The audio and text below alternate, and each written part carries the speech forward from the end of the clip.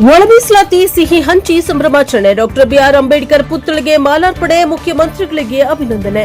ಸಮಾಜದ ಹಲವು ಹೋರಾಟಗಾರರ ದೀರ್ಘಕಾಲದ ಹೋರಾಟದ ಫಲ. ಎಂ ಶಿವಮೂರ್ತಿ.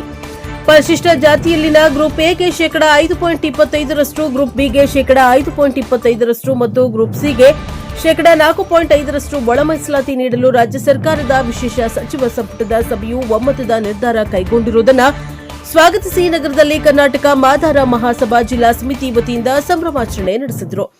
ನಗರದ ಜಿಲ್ಲಾಡಳಿತ ಮುಂಭಾಗದಲ್ಲಿ ಕರ್ನಾಟಕ ಮಾದಾರ ಮಹಾಸಭಾ ಜಿಲ್ಲಾಧ್ಯಕ್ಷ ಎಂ ಶಿವಮೂರ್ತಿ ಅವರ ನೇತೃತ್ವದಲ್ಲಿ ಸಮಾವೇಶಗೊಂಡ ಸಂಘದ ಪದಾಧಿಕಾರಿಗಳು ಡಾಕ್ಟರ್ ಬಿಆರ್ ಅಂಬೇಡ್ಕರ್ ಪುತ್ಥಳಿಗೆ ಮಾಲಾರ್ಪಣೆ ಮಾಡಿ ಸರ್ಕಾರ, ಮುಖ್ಯಮಂತ್ರಿಗಳು, ಉಪಮುಖ್ಯಮಂತ್ರಿಗಳು, ಸಮುದಾಯ ಸಚಿವರು, ಹೋರಾಟಗಾರರ ಪರ ಜೈಕಾರ ಕೂಗಿ ಸಂಭ್ರಮಿಸಿದರು.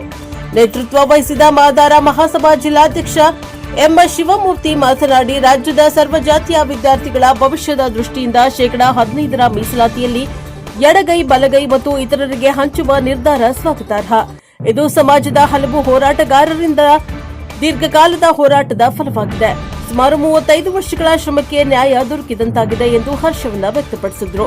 ಒಳ ಮೀಸಲಾತಿ ವಿಷಯವಾಗಿ 35 ವರ್ಷಗಳಿಂದ ನಡೆಯುತ್ತಿದ್ದ ಹೋರಾಟಕ್ಕೆ ರಾಜ್ಯ ಸರ್ಕಾರವು ತೆರೆ ಎಳೆದಿದೆ. ಜಾತಿಗಳ ಸಂಘರ್ಷ ಸರಿಪಡಿಸಿ ಸುಪ್ರೀಂ ಕೋರ್ಟ್ ಆದೇಶ ಉಲ್ಲಂಘನೆ ಆಗದಂತೆ ಎಲ್ಲಾ ಜಾತಿಗಳನ್ನ ಒಗ್ಗೂಡಿಸಿ ಒಂದು ಸಂದೇಶ ಕೊಟ್ಟ ಮುಖ್ಯಮಂತ್ರಿಯವರಿಗೆ ಹೃತ್ಪೂರ್ವಕ ಅಭಿನಂದನೆ ಸಲ್ಲಿಸಿದರು.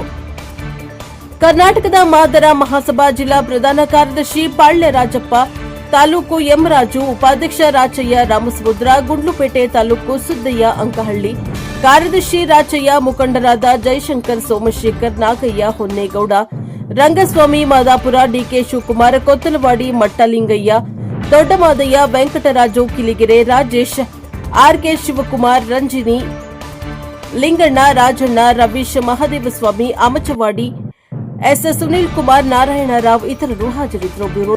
ಬ್ಯೂರೋ ರಿಪೋರ್ಟ್ ಹೊಮ್ಮ ನಂಜುಂಡ ನಾಯಕ, ಎನ್ಕೆಎಸ್ ಟಿವಿ4 ಚಾಮರಾಜನಗರ.